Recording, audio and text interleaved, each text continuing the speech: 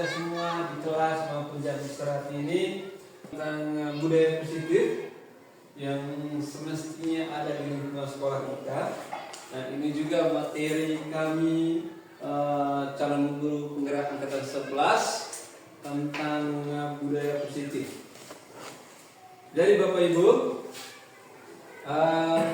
untuk menciptakan budaya positif itu semestinya harus dimulai dari kita sendiri. Kalau kita bicara tidak boleh merokok, maka itu harus diawali dari gurunya sendiri. Karena apa? Karena guru adalah role model atau teladan yang baik yang dapat ditiru dengan mudah oleh murid itu sendiri. Nah, dalam konteks ini tentang budaya positif, pendidik yang harus memiliki kemampuan dalam mewujudkan budaya positif sekolah. Budaya positif dapat dijalankan dengan menerapkan konsep-konsep. Pertama, disiplin positif. Apa itu disiplin? Nanti kita sama-sama pelajari. Lalu yang berikut, motivasi perilaku manusia. Kira-kira manusia untuk melakukan sesuatu apa motivasi? Apakah motivasi ingin dipuji atau karena ingin terhindar dari pelanggaran? Kita akan sama-sama. Lalu berikut, keyakinan sekolah atau kelas. Kita akan berusaha bagaimana cara membuat keyakinan kelas. Itu dasar manusia. Sebagai manusia tentu memiliki kebutuhan dasar. Lalu kira-kira apa saja kebutuhan dasar sebagai manusia? Lalu yang berikut, posisi kontrol atau posisi kontrol restitusi. Untuk mengontrol perilaku disiplin yang tidak disiplin tadi, kira-kira kita harus sebagai apa? Apakah sebagai penghukum atau sebagai pembuat rasa bersalah atau sebagai manajer? Lalu yang berikut, segitiga restitusi. Dalam menangani sikap murid yang melanggar keyakinan kelas seperti pertama adalah disiplin positif. Disiplin positif merupakan suatu cara penerapan disiplin yang mengajarkan anak bertanggung jawab dan menumbuhkan kesadaran diri berdasarkan nilai-nilai kebajikan. Nilai, mungkin ada pertanyaan lebih lanjut. Apa maksud nilai kebajikan? Nilai kebajikan itu Bapak Ibu, nilai-nilai yang bersifat universal. Misalnya nilai rasa hormat, satu saling menghormati, lalu nilai tanggung jawab, nilai disiplin, nilai kreatif atau dirinya agar tidak berbuat sesuatu yang menyimpang dari nilai-nilai kebajikan. Motivasi internal, motivasi dalam diri, disiplin positif, bukan akibat paksaan, ujian ataupun hukuman. Jadi disiplin positif ini menyadari berdasarkan motivasi internal. Motivasi internal pasti Bapak Ibu semua tahu, motivasi yang berasal dari diri sendiri. Kalau motivasi internal atau eksternal itu motivasi akibat paksaan, ujian ataupun hukuman. Contoh misalnya Pak Agus, dia mau datang hadir tepat waktu di sini. Tapi ada motivasi. Motivasinya apa? Supaya dipuji oleh pasukan. Nah, itu berarti motivasi eksternal supaya mendapat pujian atau supaya tidak ada hukuman, supaya saya jangan ditegur pas sekolah. Berarti motivasi ini berasal dari luar, bukan karena keinginan sendiri. Tapi kalau misalnya Ibu Elvi datang ke sekolah, dia sadar betul bahwa jamnya saya tepat waktu di sekolah, maka itu motivasinya itu motivasi dalam diri. Dia menghargai diri sendiri dan ingin menjadi teladan bagi orang lain. Jadi itu yang berhubungan dengan disiplin positif, motivasinya berasal dari diri sendiri. Lalu Bapak Ibu, dalam mendukung disiplin ini ada karakter yang kita inginkan dari apa? Dari siswa. Ada 6 karakter, itu sesuai dengan profil pelajar Pancasila. Dan itu yang akan kita lakukan ke depan ini. Baik itu dalam kegiatan saya maupun dalam kegiatan pembelajaran dari Bapak Ibu sendiri. Yaitu beriman dan taat pada Tuhan Yang Maha Esa. Itu profil pelajar Pancasila yang pertama. Tentu Bapak Ibu tahu yang beriman dan taat pada Tuhan Yang Maha Esa seperti apa? Yaitu berdoa sebelum dan sesudah pembelajaran. Lalu terlibat dalam kegiatan-kegiatan kerohanian. Bapak Ibu, nilai bagaimana siswa itu memunculkan ide yang baru. Ya, mungkin Pak Aris bisa jelaskan kira-kira seperti apa. Mengangguk-angguk. Dia memahami mengilhami apa yang saya sampaikan.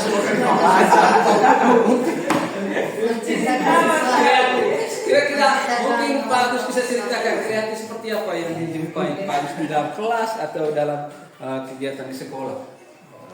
Kalau nilai kreatif itu artinya kita memberi tugas kepada peserta didik untuk melakukan sesuatu. Bagaimana peserta didik itu kreatif mengerjakan tugasnya masing-masing dengan caranya masing-masing. Dengan idenya sendiri. Ya. Memunculkan ide-ide baru itu kreatif. Ya, boleh. Lalu yang berikut Bapak Ibu, benaran kritis. Bagaimana suatu pembelajaran membangkitkan daya pikir siswa? Benaran kritis itu maksudnya menganalisis, mengidentifikasi, menganalisis, lalu menyampaikan atau mengkomunikasikan ke orang lain. Itu begitu. Kritisnya terhadap berbagai informasi. Misalnya dalam soal-soal yang paling dalam matematika, bagaimana siswa memecahkan masalah itu berdasarkan kasus. Bagaimana memecahkan masalah sehingga ada muncul nilai-nilai kritis di sana. Nah ini yang kita ingin terapkan. Dan sesuai visi-misi kita, Bapak Ibu, visi-misi sekolah itu harus termuat profil pada Pancasila. Dan ini juga bagian dari nilai-nilai dalam urutan akreditasi. Visi-misi harus memuat ini. 6 9 profil pada Pancasila. Contoh Bapak Ibu, saya rasa yang bagian itu sudah paham. Alam berikut Bapak Ibu, motivasi perilaku manusia. Ternyata manusia itu punya motivasi seperti yang saya sampaikan. Ada motivasi yang berasal dari diri sendiri, ada juga motivasi dari orang lain atau dari luar. Yang pertama, motivasi untuk berbuat sesuatu untuk menghindari ketidaknyamanan atau hukuman. Siswa itu kerja tugas itu karena dia menghindari ketidaknyamanan atau hukuman. Besok kalau tidak kerja tugas, silakan menuntut dulu. Berarti dia hari malamnya dia kerja PR, sehingga besoknya dia terhindar dari hukuman. Itu motivasi dari luar. Hal yang berikut, untuk mendapatkan imbalan atau penghargaan dari orang lain. Ada siswa yang begitu. Supaya mendapat ujian maka dia harus mengerjakan PR dengan baik. Sehingga besoknya ditanya, dia bisa menjawab. Lalu diberi ujian. Nah, dia senang seperti itu. Nah, Bapak Ibu mungkin bagaimana? Apa satu atau dua? Lalu yang berikut ketiga. Nah, untuk mencari orang yang mereka inginkan dan menghargai diri sendiri dengan nilai-nilai yang mereka percaya. Menjadi orang diri sendiri, menjadi pribadi, bukan karena paksaan orang lain. Ya. Jadi untuk melakukan sesuatu itu bukan karena ingin dihargai, ingin naik jabatan dan lain sebagainya. Tapi seharusnya kita itu pada ada bagian ini, Bapak Ibu. Untuk menjadi orang yang menginginkan dan menghargai diri sendiri, sehingga ada istilahnya integritas di sini di podium ini. Integritas. Diharapkan murid atau kita jangan berada di sini, harus berada di ini kualitas diri. Kalau Pak Unci kira-kira ada di motivasi bagaimana Unci? Iya. Sangat bagus sekali. Apa alasannya? Kira-kira apa alasannya? Alasan yang pertama itu dasarnya dari diri dalam diri sendiri, bukan atas kemauan atau dorongan dari luar. Ya. Baik, ini yang berasal dari murid, baru nanti menjadi keyakinan sekolah. Lalu wujudkan terbentuknya keyakinan sekolah atau kelas dengan adanya kesepakatan antara guru dan murid. Dibuat dulu kesepakatannya antara guru dan murid. Kira-kira bagaimana agar murid itu punya rasa saling menghormati? Apa yang dilakukan? Misalnya saya dan murid. Universal tidak terikat pada keinginan tertentu. Misalnya nilai bertanggung jawab atau peduli, itu universal. Peduli terhadap semua kegiatan yang berhubungan dengan sekolah. Ya. Tidak terbatas pada kegiatan tertentu. Nilai universal.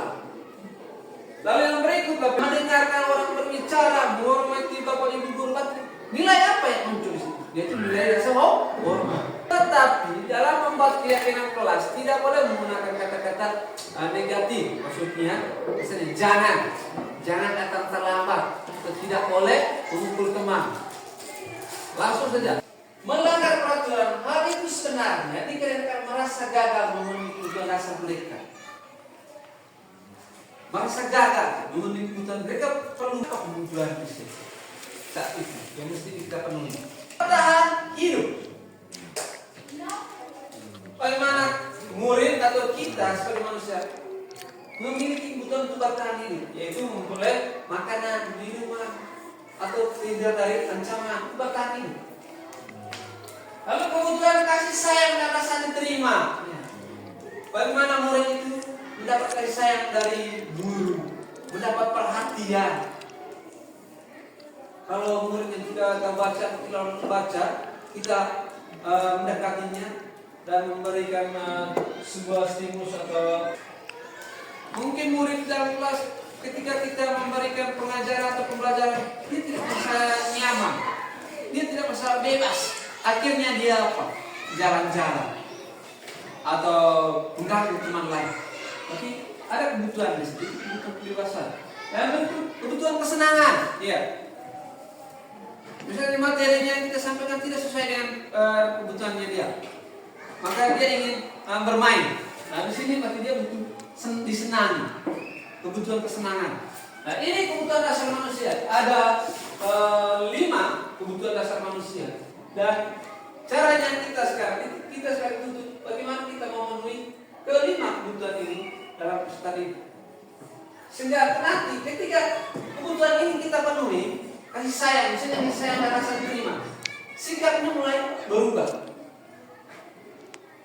Atau penguasaan yang berhubungan dengan kebutuhan.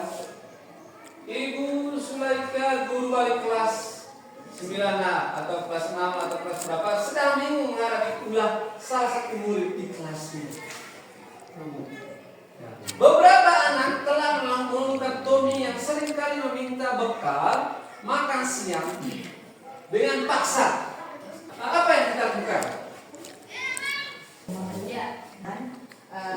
Yang merebut tadi, kemudian menanyakan kalau yang berikut, misalnya dia merebut karena dia lapar dan dia tidak membawa makanan, maka langkah berikutnya kita mencoba untuk menghubungkan kedua anak yang pemilik makanan. Bahwa yang dilakukan tidak baik.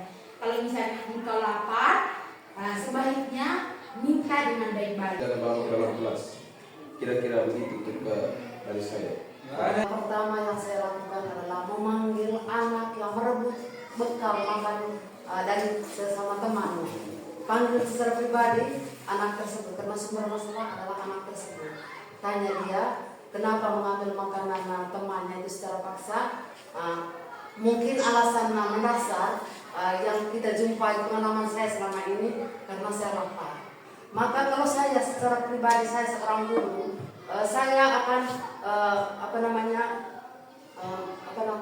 memberitahukan kepada dia bahwa kalau kau lapar, maka kau harus bawa makanan saya.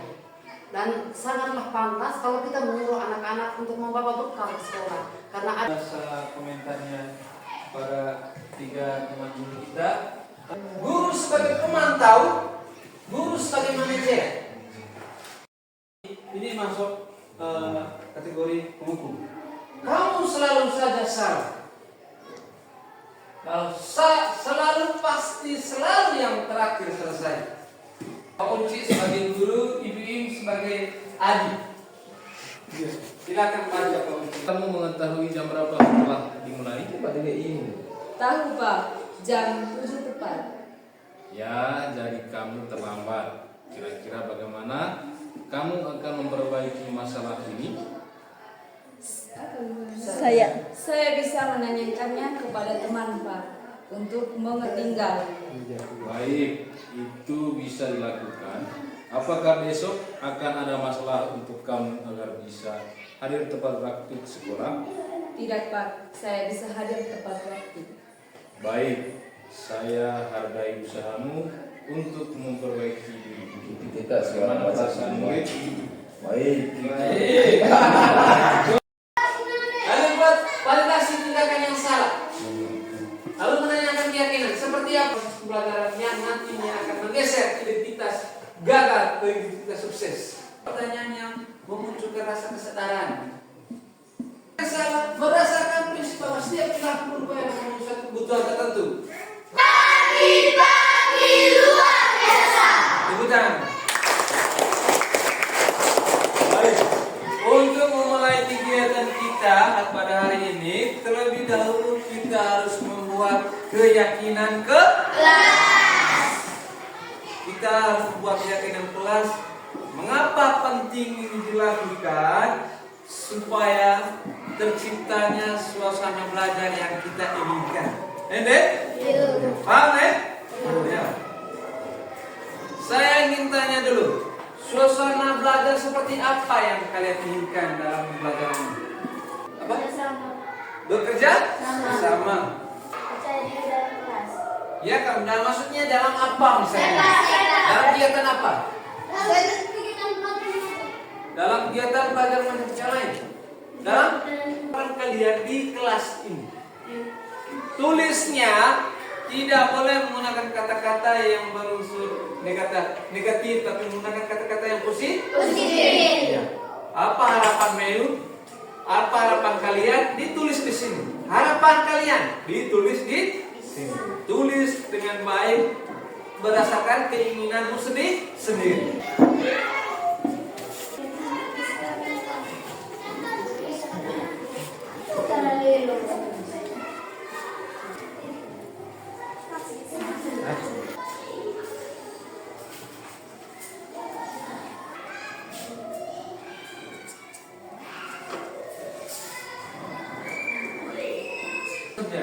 Tulis ini, tidak perlu tulis ini keyakinan kelas.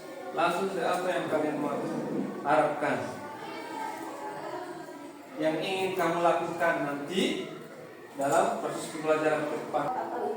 Menghormati bapak dan ibu guru, silakan. Menghormati orang lain, itu. Menghargai sesama, sini.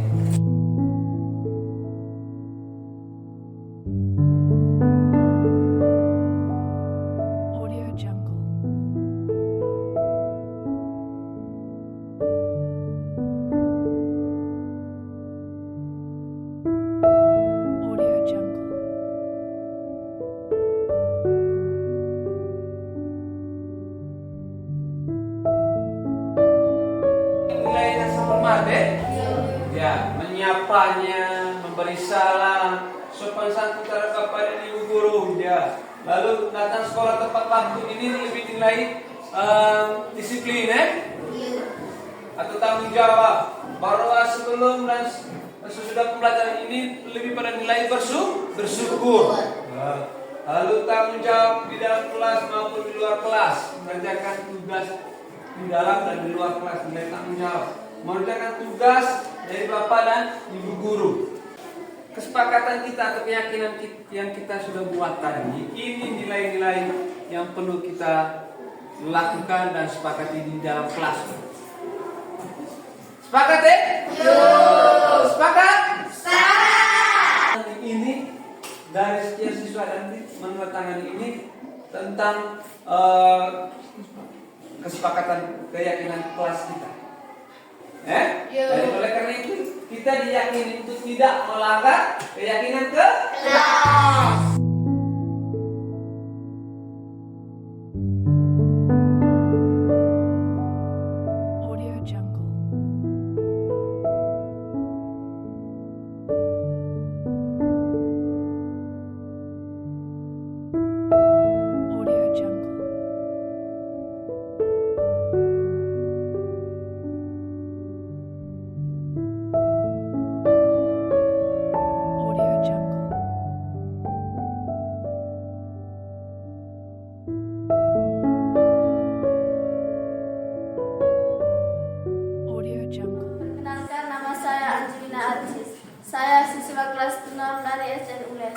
dan semangat. Dapat membantu saya untuk berbuat baik.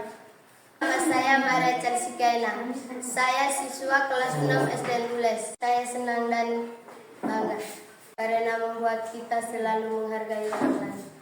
Perkenalkan, nama saya Josephine Manekun. Saya siswa kelas 6 SD Ules. Semangat dapat membuat saya selalu disiplin. Karena dapat membuat kita bertanggung jawab. Nama saya Daniel Victorio. Saya siswa kelas 6 SDN Lules. Saya merasa senang dan gembira